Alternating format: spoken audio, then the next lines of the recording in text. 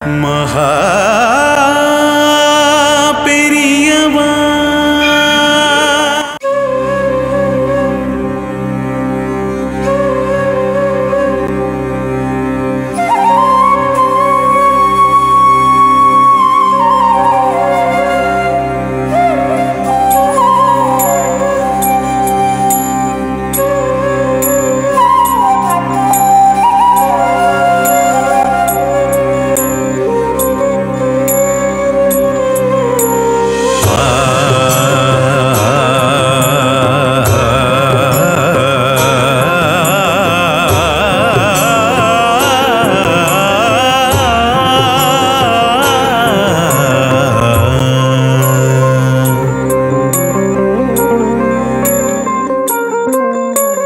जय जय शंकर शंकर हर हर शंकर शंकर जय जय शंकर शंकर हर हर शंकर शंकर शंकरं जय शंकरं चंद्रशेखरं सुधाकरं शंकरं जय शंकरं चंद्रशेखरं सुधाकरं काञ्चीपुरनिवासं भुवनरक्षितं कृपाकरं काञ्चीपुरनिवासं भुवनरक्षितं कृपाकरं काञ्चनाम्बरभूषणं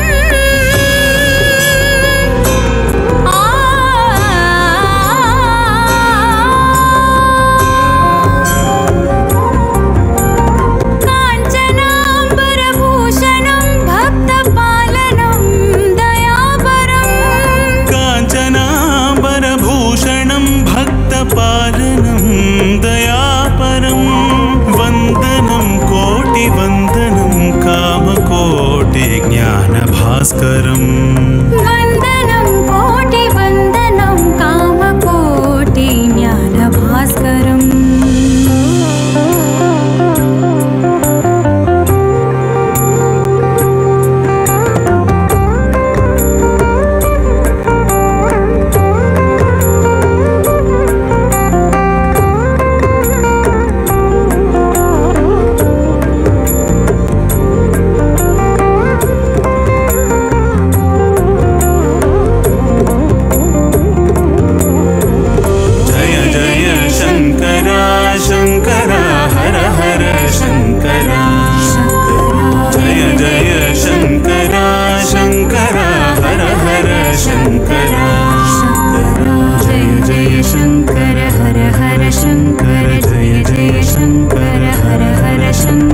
शाम्भवं शिवशाम्भवं भस्मभूषणयोगिनं शाम्भवं शिवशाम्भवं भस्मभूषणयोगिनं ज्ञानीजनसेवितं वेदवेदान्तपरिपालनम् ज्ञानीजनसेवितं वेदवेदान्तपरिपालनं सूर्यकोटिप्रकाशम्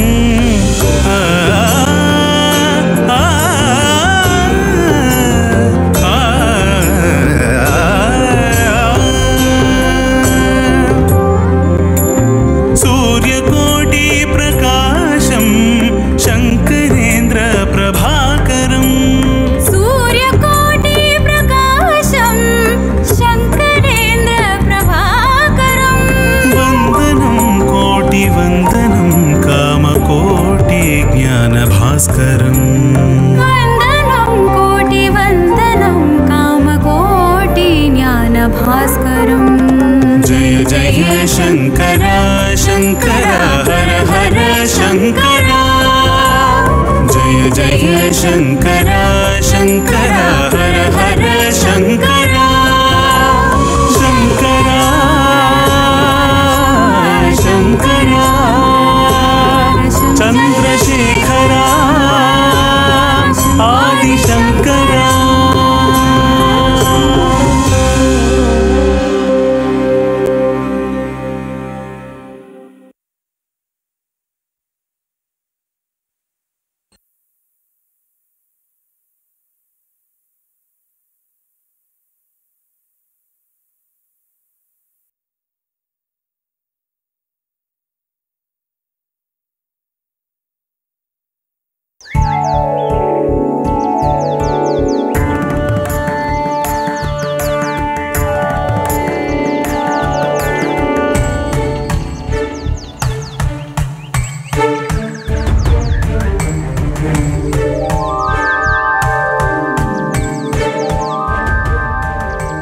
ஓம் கேசவாய நமஹ, ஓம் நாராயணாய நமஹ, ஓம் மாதவாய நமஹ, ஓம் கோவிந்தாய நமஹ, ஓம் விஷ்ணவே நமஹ, ஓம் மதுசூதனாய நமஹ, ஓம் திரிவிக்ரமாய நமஹ, ஓம் வாமனாய நமஹ, ஓம் ஸ்ரீதராய நமஹ. ஒரு தீராத கவலையில் இருக்கு. பல வருஷங்களுக்கு அப்புறம் குலதெய்வம் கோயிலுக்கு வந்திருக்கேன். வேண்டுதல், பிரார்த்தனை.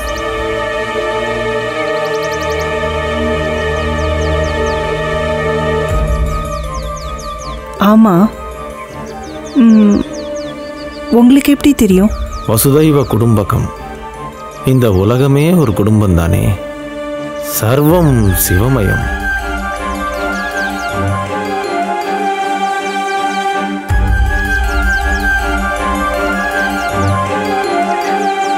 என் ஆத்துக்காரர் வரதாச்சாரி.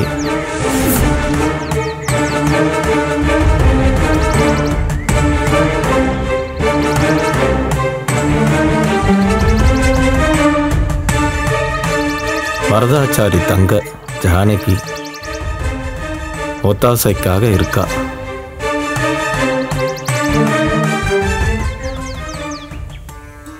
எங்களை பற்றி எல்லாம் தெரிஞ்ச மாதிரி பேசுகிறீங்களே நீங்கள்? நான் ஒரு நாடோடி. உங்களுக்கு ஒரு தேடல் இருக்கு, தேடின்னு இருக்கேள். இந்த உலகமே ஒரு டிரான்சிட் கேம்ப் தான்.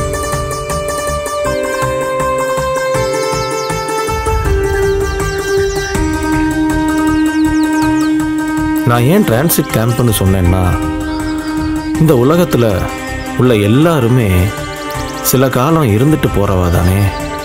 ஆக தனிப்பட்ட வாசஸ்தலமாக இருந்தாலும் உலகமே டிரான்சிட் கேம்ப்னு தான் சொல்லணும்.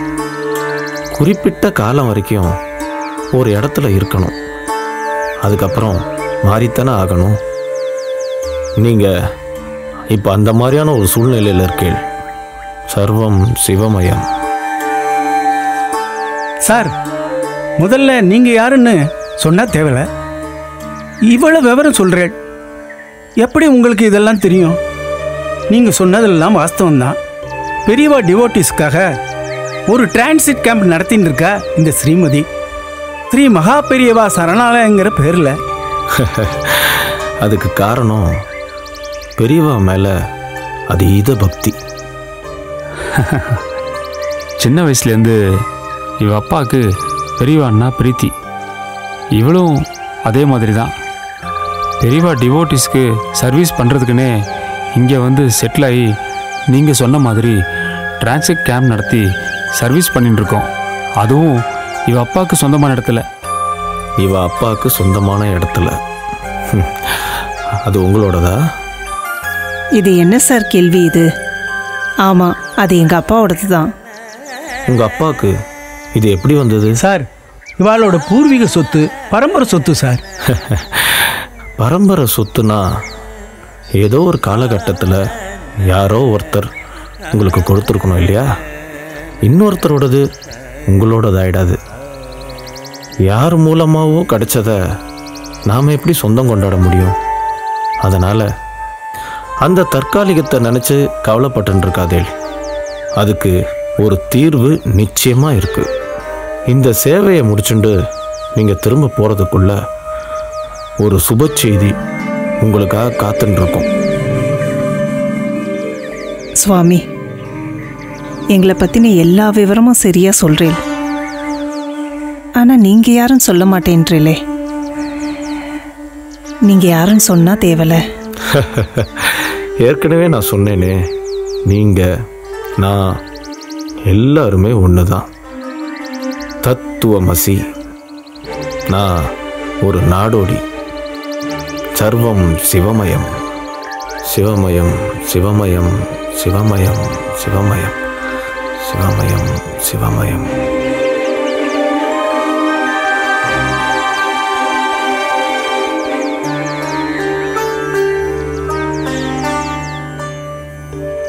என்னமோ தெரியல, இவரை பார்க்கும்போது எனக்கு மகா பெரியவாளை பார்த்த மாதிரியே தோன்றது. சஞ்சலப்பட்ட என் மனசுக்கு ஆறுதல் சொல்லிட்டு போன மாதிரி இருக்கு. இவ சொல்லிட்டு போன மாதிரி கூடிய சீக்கிரம் நம்ம பிரச்சனைக்கு தீர்வு கிடைச்சிருங்கிற நம்பிக்கை வருது.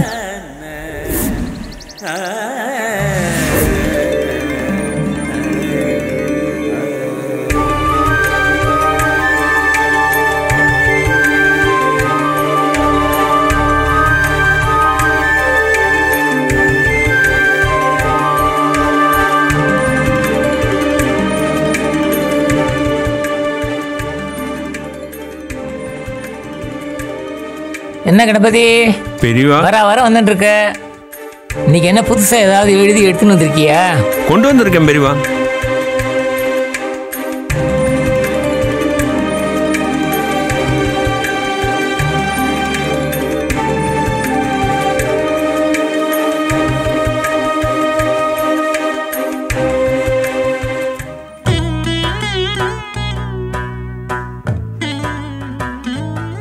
சேமமா இருக்கோ. இவ என் சகதர்மினி தர்மாம்பா. இன்னைக்கு அவளுடைய பிறந்த நாள். பெரியவாவுடைய அனுகிரகம் வேணும். பிறந்த நாள்னு சொன்னாலும் முகம் ரொம்ப வாடி இருக்கே. என்ன பிரச்சனை? என்னன்னு சொல்றது பெரியவா? பார்க்கறதுக்கு தான் இப்படி இருக்கா. ஏகப்பட்ட ஹெல்த் இஷ்யூஸ். பார்க்காத டாக்டர் இல்லை, ஜோசியர் இல்லை. என்ன பண்ணுறதுன்னே தெரியலை. இப்போ குலதெய்வம் கோயிலுக்கு போகிறதுன்னு தீர்மானம் பண்ணியிருக்கோம். அப்படியா? சரி சரி. இப்போல்லாம் பொதுவாக நமக்கு ஆற்றுல ஒரு கஷ்டம் வந்தாலோ இல்லை அடிக்கடி குடும்பத்தில் உள்ளவா வியாதியால் அவஸ்தைப்பட்டாலோ அதுக்கு என்ன காரணம்னு தெரியாமல் ஜோசியர்கிட்ட பரிகாரம் வேண்டி தேடி போவோம். அவளும் ஜோசிய சாஸ்திரத்தில் சொல்லியிருக்கிறபடி அந்தந்த கிரகங்களுக்குரிய பரிகாரங்களை பண்ணும்படியாக சொல்லி நிவாரணம் தேடிக்க சொல்லுவா. பரிகாரம் பண்ணியும் கஷ்டம் நிவர்த்தி ஆகலைன்னா சில அனுபவம் வாய்ந்த பெரியவா குலதெய்வ பிரார்த்தனை பண்ணிண்டா எல்லாம் சரியாக போய்டுன்னு சொல்லுவா. அதுபடி செஞ்சால் சில தீராத கஷ்டங்கள் தீர்ந்து போயிடும். இதில் சில உண்மைகள் இருக்கு. அதை பற்றி என்னோட அபிப்பிராயத்தை இப்போ சொல்கிறேன். இஷ்ட தேவதைன்னு ஒவ்வொருத்தருக்கும் ஒரு குறிப்பிட்ட தெய்வத்து மேலே ஒரு தனி ஈர்ப்பு ஒன்று இருக்கும் இல்லையா? குல தேவதைன்னு வம்சாவளியாக ஒரு தெய்வமும் இருக்கும். அந்த தேவதைகளை அவசியம் பூஜிக்கணும். ஆனாலும் எந்த தேவதை பூஜையானாலும் பிள்ளையாருக்கு சுக்லாம்பரதனம் குட்டிக்கணும். அதுதான் முதல்ல பண்ண வேண்டியது. என்ன கணபதி, எழுதிட்டியா? சரி பெரியவா. ஒன்று நாம புரிஞ்சுக்கணும். இப்ப பகவான் நம்மளை ஏதோ ஒரு இடத்துல ஒரு சமூக தர்மத்துல குலாச்சாரத்துல பிறக்க வச்சிருக்கான். அதுக்கு ஒரு காரணம் இல்லை அர்த்தம் ஒன்று கண்டிப்பா இருக்கணுமே.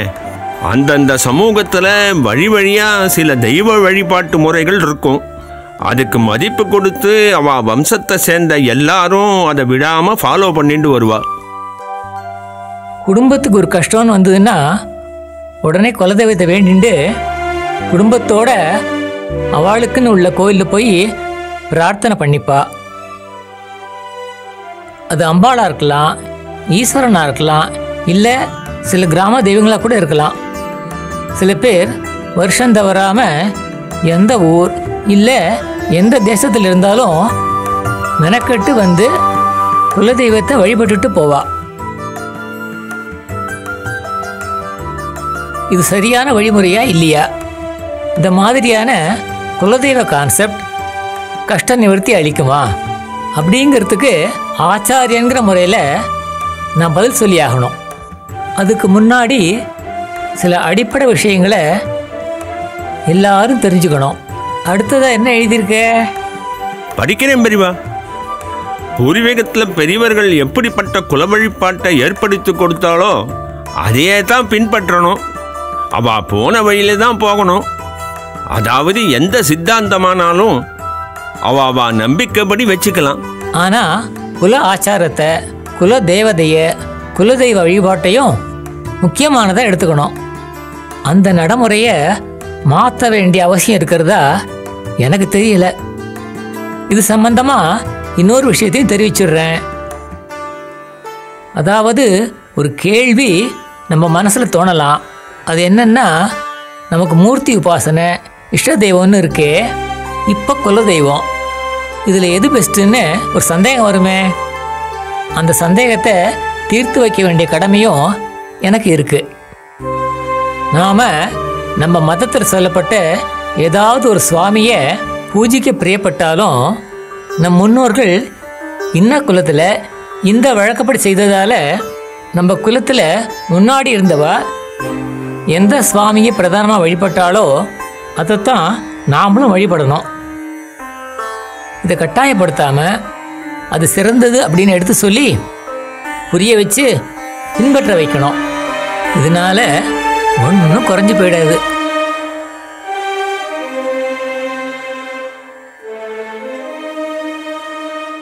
உதாரணமாக கர்மா, பக்தி, ஞானம் அப்படின்னு இருக்கிற இந்த மூணில் மொத்த சாஸ்திர கர்மாக்களை பூர்வாசிரமப்படி செய்யணும். பக்தி கர்மாவான பூஜையை மட்டும் உன் இஷ்ட தேவதைக்கே செய்யலாம். அடுத்ததையும் படிக்கட்டுமா பெரியவா? படி. ஏன்னா பகவான் இருக்கான், அவன் காப்பாற்றுவான் நம்புகிறோம் இல்லையா? அவனை மனசார ஒரு ரூபத்தை உபாசிக்கணும்னு ஆசைப்பட்டு பிடிச்ச சாமியை விடாமல் பிடிச்சுக்கிறோம். அந்த உபாசனை தெய்வம் கண்டிப்பாக நம்மளை பார்த்துக்கும், அதில் சந்தேகம் இல்லை. இதுக்கு ஒரு உதாரணமாக சொல்லணும்னா, கணவனை அனுசரித்து பத்தினி நடக்கணும்னு சொல்கிற மாதிரி தனக்கு பிறப்பால் எந்த சாஸ்திரமும் சம்பிரதாயமும் ஏற்பட்டிருக்கோ அதை அனுசரித்து ஸ்ரேயஸ் அடையணுங்கிறது தான் அர்த்தம்.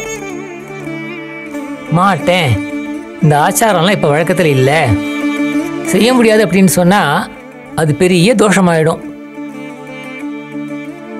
குல ஆச்சாரம், குலதெய்வ வழிபாடு ஒருத்தனை விழாமல் காப்பாற்றுறதோடு மட்டும் இல்லாமல் அவனை இப்போதைய ஸ்திதியிலிருந்து இன்னமும் தூக்கிவிட்டு ஈஸ்வர ஸ்தானத்தில் கொண்டு போய் நிறுத்திடும்.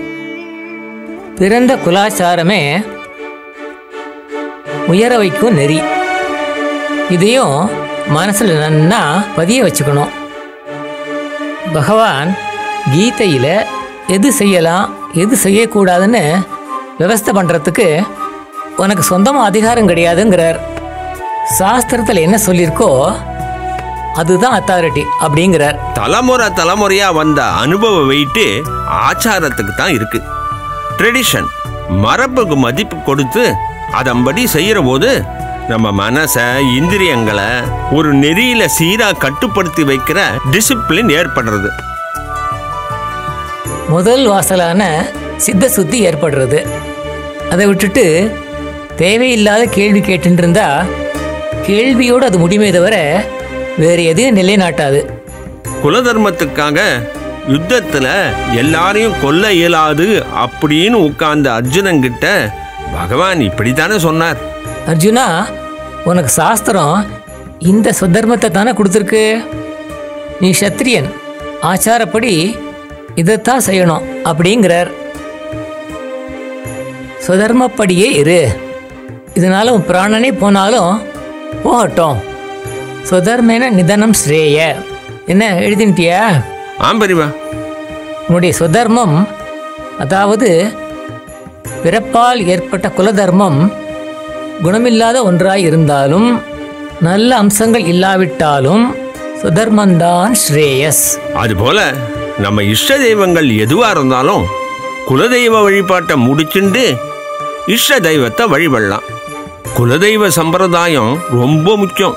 ஒரு சில அகங்களில் நம்ம விட மூத்தவா ஆட்சேபித்தாலும் அவளோட நம்பிக்கை எதிர்த்து சண்டை போடாமல் அதை ஒட்டி பொதுவான பூஜையில் குலதெய்வத்தை வணங்கலாம். உதாரணமாக வீட்டில் முருகர் உபாசனை குலதெய்வம். ஆனால் உங்களுக்கு அம்பாள்கிட்ட பக்தி. அந்த அம்பாளுக்கு உகந்த ஸ்ரீசக்கர பூஜை செய்ய வேண்டி ஆசைப்பட்டா முதல்ல வீட்டில் முருகனுக்கு சஷ்டி பூஜையோ கிருத்திகை விரதமோ இல்லை முருகனுக்கு மாவிளக்கு போட்டுட்டு குலதெய்வ பிரார்த்தனையை முடிச்சுட்டு அதுக்கப்புறமா ஸ்ரீசக்கர பூஜைக்கு தாராளமாக ஏற்பாடு செய்கிறது சிரேஷ்டம். அப்போ தான் பூஜையோட பூர்ண பலன் கிடைக்கும். குலதெய்வத்தை குலாச்சாரத்தை மேக்சிமம் அனுசரிக்கணும், அதை விடவும் கூடாது. ஆதி வழியிலேருந்து விலகி போகவும் கூடாது. அது ரொம்ப ரொம்ப முக்கியம். இந்த குலதெய்வ வழிபாடு விட்டு போகவே கூடாது.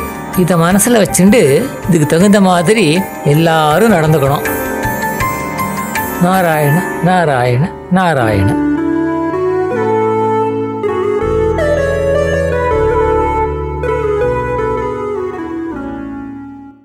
மகா